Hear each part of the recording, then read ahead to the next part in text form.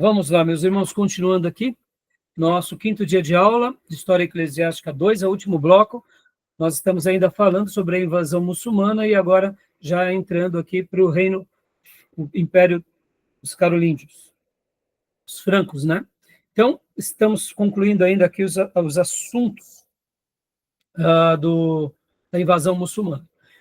Continuando aqui a leitura do nosso texto, pastor Johnny, você concluiu aqui, né? Nessa parte? Isso. Isso, faltam algumas, deixa eu ver aqui quantas... faltam, é isso, 3 páginas ainda. Queria ler? Deixa eu ver. Falta mais, isso. Vamos tentar correr aqui. Pastor, então, dispara aqui. Tenta, nos ajude aqui lendo essa síntese. Onde estávamos? Aqui. Eis aqui uma pergunta interessante. Pode ler para nós, pastor, por favor. Eis aqui uma pergunta interessante. Por que será que a religião e as armas maometanas triunfaram sobre o mundo oriental? Vamos enumerar algumas das razões. Os primeiros crentes em Maomé eram guerreiros árabes ferozes, jamais vencidos por nenhum inimigo estrangeiro.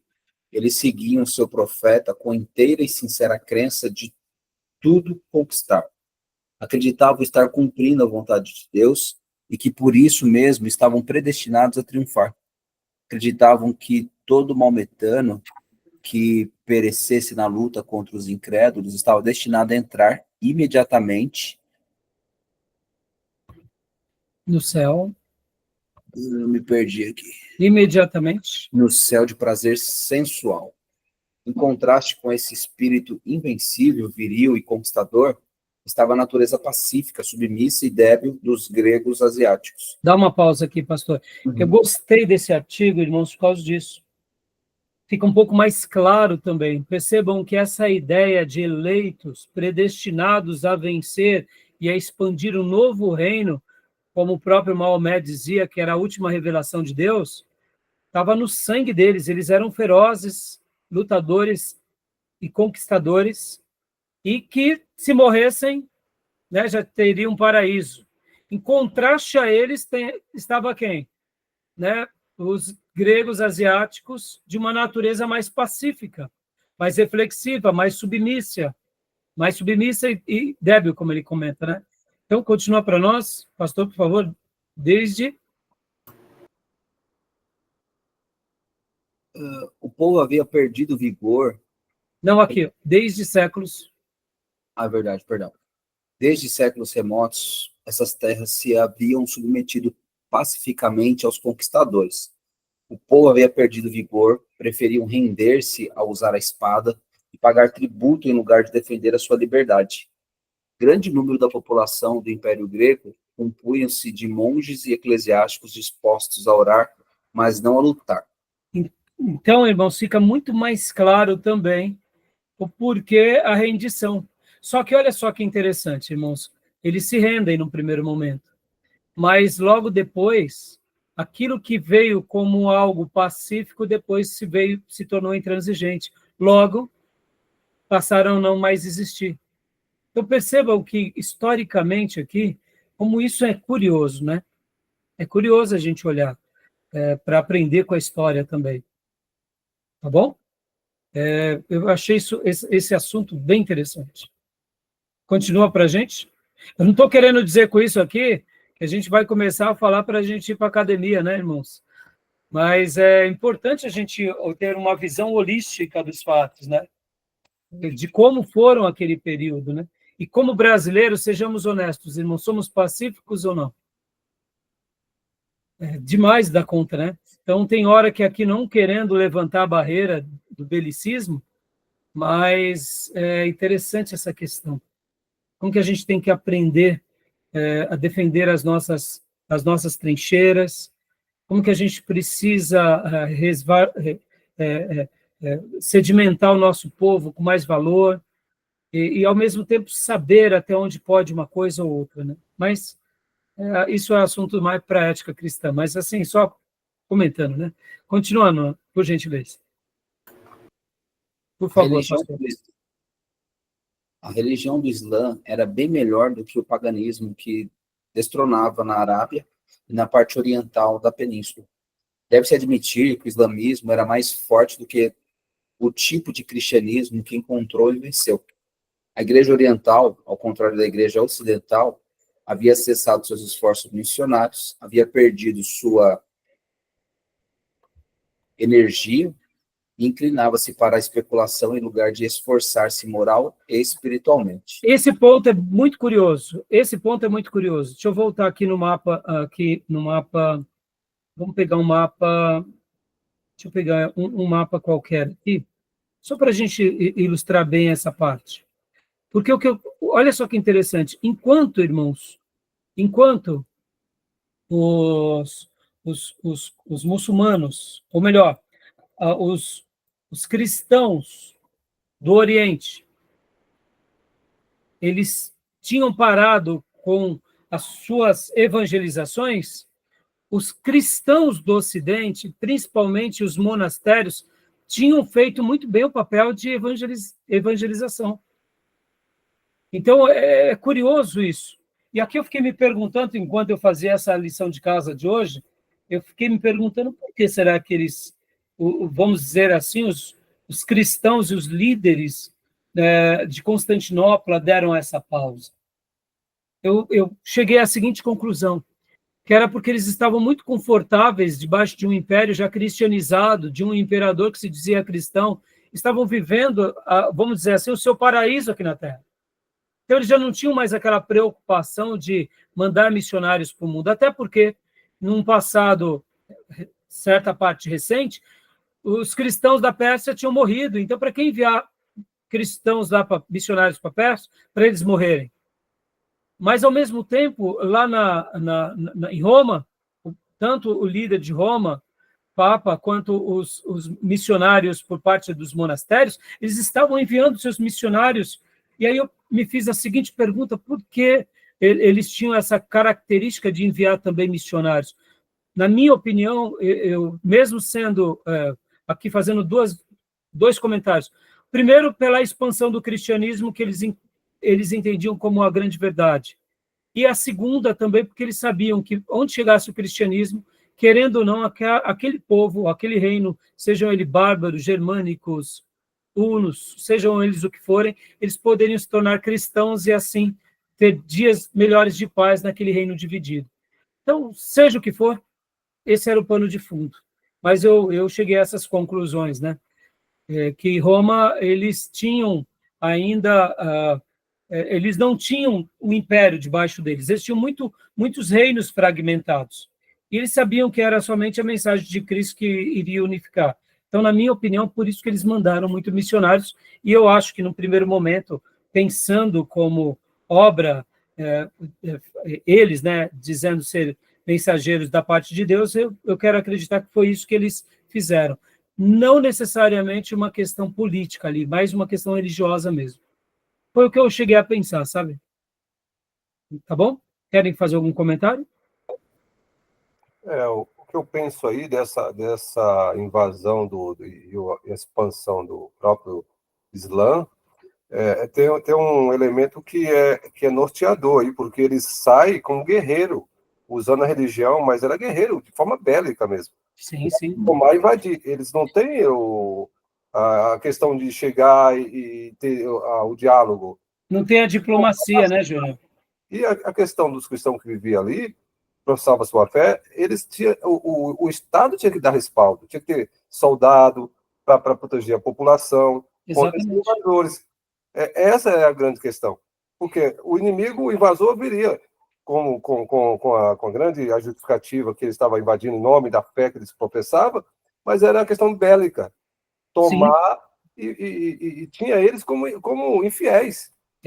Essa é a ideia. Essa é a ideia mesmo. E sabe, Júlio, quando o Papa manda os missionários, ele manda, vamos dizer assim, é mais como uma figura diplomática mesmo. Sim. É evangelismo, mas é diplomacia. Claro, claro. E é política também, Então, eu quero acreditar que essa complacência dos missionários do Oriente e Constantinopla é porque a gente já está muito bem aqui no nosso gueto. Mas enquanto Roma, ele estava ainda sob tensão. Mesmo passando os séculos, ou seja, vocês vão lembrar da última aula do papado, a gente viu o quanto os líderes romanos, principalmente Leão I e Gregório o Grande, eles precisaram ser diplomatas, eles precisavam conversar com quem estava invadindo, eles tinham uma postura pacífica. Eles podem ter errado na teologia, mas eles acertaram na diplomacia. Eles lembram que até mesmo a gente viu histórias bem curiosas que quando um bárbaro está invadindo, se não me falha a memória, era Átila, o Papa foi até ele e disse que numa visão aparecia Pedro e Paulo e a espada, e de repente Átila não entrou mais, e depois veio aquela grande outra invasão, e até o historiador Justo Gonzalez menciona que, nesse caso, ele não pôde fazer muita coisa, porque Roma passou por uma grande investida. Por outro lado, ele fez acordos com o invasor, e ali morreram menos pessoas, ou seja, a gente também tem que valorizar essa atitude diplomática deles, e como você disse, Júlio, já os maometanos eram guerreiros em nome de Alá, e conquistadores, acabou, não tinha muita conversa. Então, por isso que o pano de fundo se torna mais difícil mesmo. E por isso que na aula anterior eu mencionei sobre essa questão.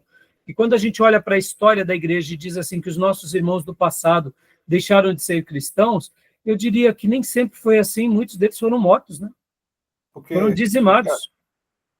Porque durante esse estudo anterior, até que você falou, teve um momento que foi lido aí, que chegou um momento que, da queda de Roma, do Ocidente, o Império ficou vago.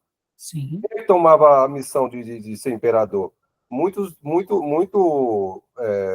Pessoas que estavam na liderança religiosa. Em especial foi o Papa, né, Júlio? É que você, na última aula, infelizmente, não pôde participar de toda a aula, Leão, mas eu comentei bastante sobre isso, que ficou um espaço vago. E por essa razão, o Papa, ele tomava esse espaço. E nisso que eu disse, que num primeiro momento eu não vejo nem como algo errado. Por quê? Porque aquilo que era uma exceção, de fato, ele era a pessoa mais capaz, mais competente, mais culta, ele, o colegiado dele. Então, logo, ele poderia sim e deveria fazer esse papel. Só que aquilo que vira, que é uma exceção para momentos caóticos, passa a ser regra. E aí onde entra o problema. Dos bárbaros, logo após a invasão dos bárbaros, que caiu Roma. Aí o que acontece? A capacidade deles, como líder religioso, passou a ser fazer tudo, todos os atributos. A regra vira exceção, né? Tá bom? Beleza, meus irmãos. Mais algum comentário, meus irmãos? Então, pastor Johnny, engata agora uma terceira aqui, leia bastante para a gente concluir essa parte, porque essa parte aqui ela é bem interessante. Eu queria, pelo menos hoje, dar essa síntese por parte desse livro, que eu achei ele muito bom. Vamos lá. Por favor. Na religião de Maomé, em seu grau mais elevado, encontram-se e ainda se encontram alguns aspectos favoráveis, elementos de valor para o mundo. Um desses aspectos era a simplicidade da doutrina. Criam em um só Deus, ao qual todos os homens devem obedecer implicitamente, não possuíam um sistema de teologia intrincado e misterioso que dera lugar a controvérsias intermináveis e inúteis. Não havia necessidade de erudição para entender os artigos da fé maometana.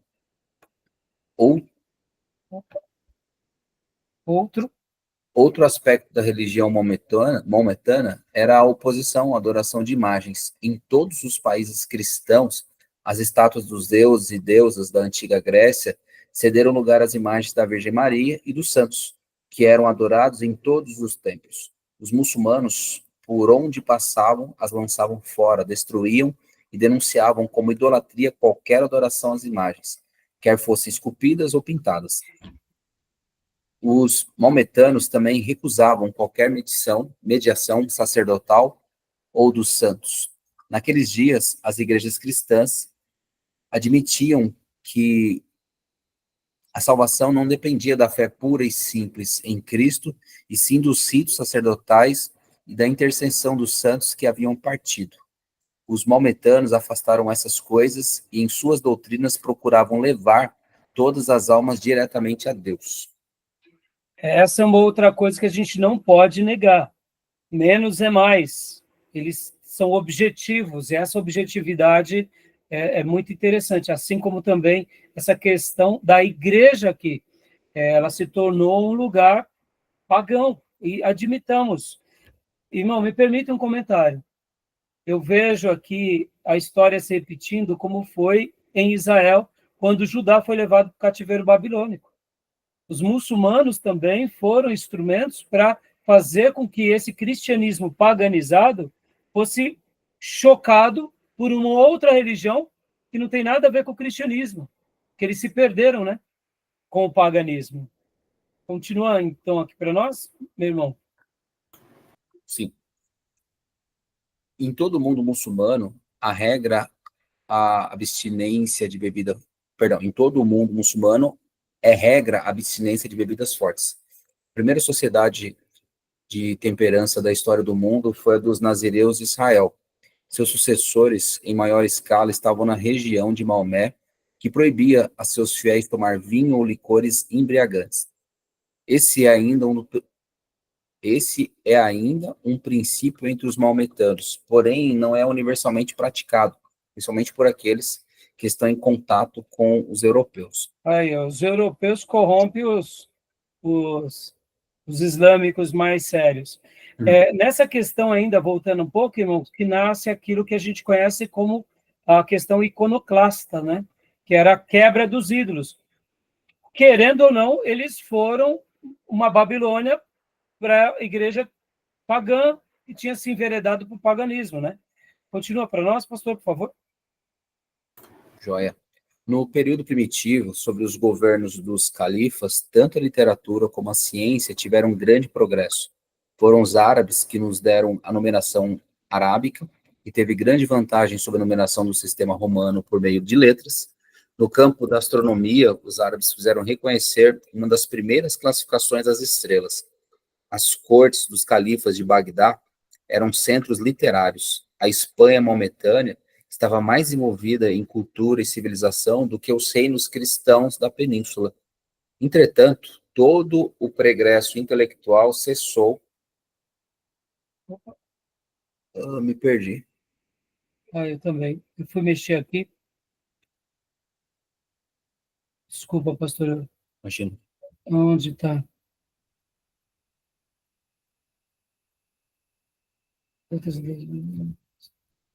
Não, eu fui mexer e pulou a página todinha.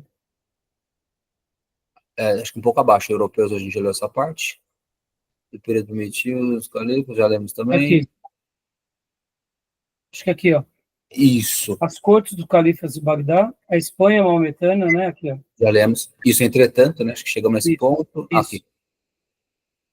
Entretanto, todo o progresso intelectual cessou quando os turcos bárbaros sucederam os ilustres sarracenos como chefes do movimento maometano. Joia. Eu até peguei aqui algumas coisas para mostrar um pouco para vocês sobre essa questão dos sarracenos também. Deixa eu dar uma olhada aqui. Onde está?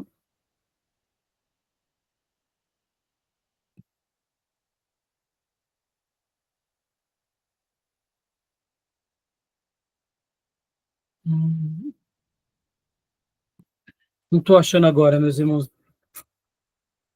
Mas essa informação já fica muito útil. Então, percebam que, num primeiro momento, os maometanos, eles também faziam ciência, faziam tecnologia e contribuíam com o mundo. E, como diz aqui, a Espanha maometana era mais desenvolvida em cultura e civilização do que os reinos cristãos da península. Quando a gente olha alguns historiadores, como recentemente eu até passei para vocês, um historiador católico, falando que somente a Igreja Católica que produziu ciência na Idade Média, não é verdade.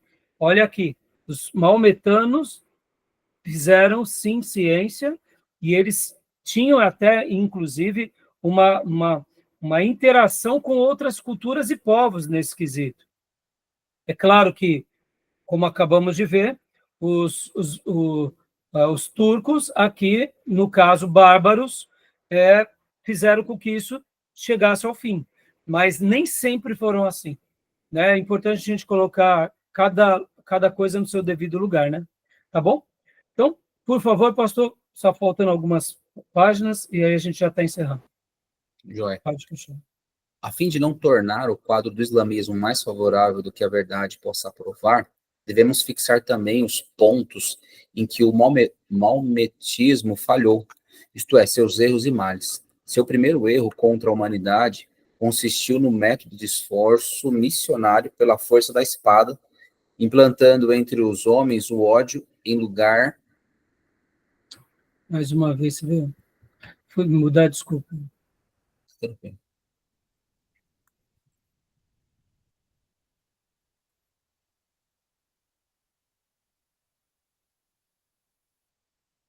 Em lugar de amor. Em lugar de amor. Onde quer que uma cidade resistisse sua conquista, os homens eram mortos à espada, as mulheres levadas para os haréns dos vencedores e as crianças educadas na fé maometana. Durante muitos séculos, foi costume entre os turcos tomar milhares de crianças cristãs para criá-las em países distantes como muçulmanos fanáticos. O antigo conceito... Só dar uma conceito... pausa aqui, pastor. Percebam, irmãos, mais uma vez a história se repete. Todo gesto de intransigência, ele pode até ter conquistas provisórias e rápidas, mas ela não se perdura, porque as pessoas, elas aceitam uma certa opressão durante um tempo. E isso a gente acaba vendo hoje, inclusive, sobre muitos países muçulmanos. Eles são muçulmanos pela força, não pela escolha, né? É porque eles não podem sair desse jugo. Se saírem, morrem, então continuam ali, né? Então, pode ver que a história se repete e esse é um mal do muçulmanismo, né? Pode continuar, pastor, por favor? Sim. O antigo conceito islamita do Estado e da Igreja era unicamente um, isto é, que o governo empregasse todo o seu poder até onde fosse possível para o progresso da verdadeira religião e supressão da falsa. Antes da Primeira Guerra Mundial, 1914 a 1918, o sultão da Turquia era também califa, sucessor de Maomé. Quando a Turquia se transformou em república, o sultão foi destronado e o califado foi abolido. Outras transformações aconteceram com a modernização da Turquia. Um fato significativo foi a tradução do Alcorão para o vernáculo. Ou seja, a língua corrente, né? Uhum.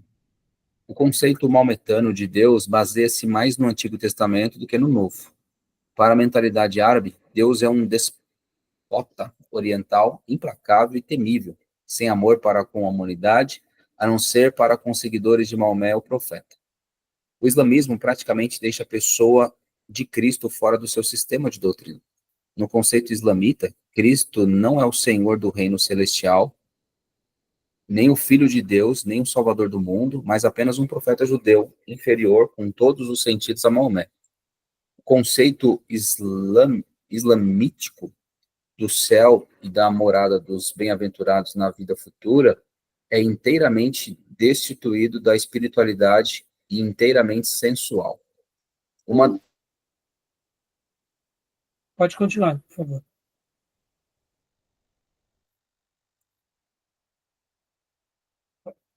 Pastor Johnny, pode continuar.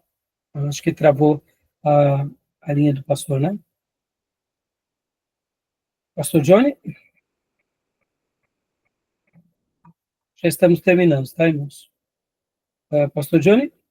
Irmãos? Acho que caiu a linha dele. Então, eu vou continuar aqui rapidamente, tá bom, meus irmãos? Já estamos chegando no final. Uma das características mais humilhantes da religião maometana era a degradação da mulher.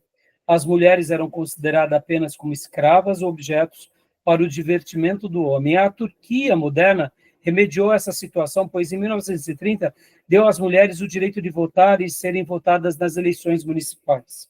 Com exceção da Turquia, as nações maometanas têm a mulher em pouca consideração. No terreno da história e da política, talvez o mais destacado fracasso do Estado maometano esteja demonstrado na administração nacional. Os maometanos eram maravilhosos, quase milagrosos nas suas conquistas, levando levando de vencida irresistivelmente os povos desde a China até a Espanha. Entretanto, não demonstraram poder para estabelecer um governo justo e sábio nos impérios que fundaram. Os países islamitas eram os que possuíam o piores governo em todo o mundo. Coloquem-se em confronto a história dos turcos com a dos romanos, no campo da administração, e ver-se-á que os romanos não somente souberam conquistar um grande império, mas também sabiam administrá-lo, levando progresso a todas as nações que o conquistaram. Tá bom, meus irmãos? Terminamos aqui. Eu queria falar um pouco hoje sobre Carlos Magno e os Franco, mas vamos ter que deixar para a próxima aula.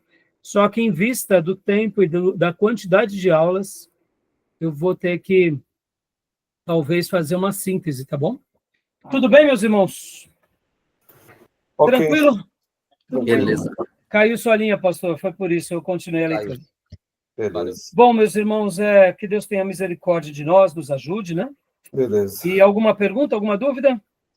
Tranquilo. Eu queria ter lido também um pouco aqui o Justo Gonzalez, mas, irmãos, o bom dessas obras é porque eles vão trabalhando e vão trazendo informações que um acrescenta o que o outro diz, e o nosso conhecimento vai se tornando, eu diria, um pouquinho mais vasto, e a gente vai conhecendo um pouquinho desse período da história tão importante, né?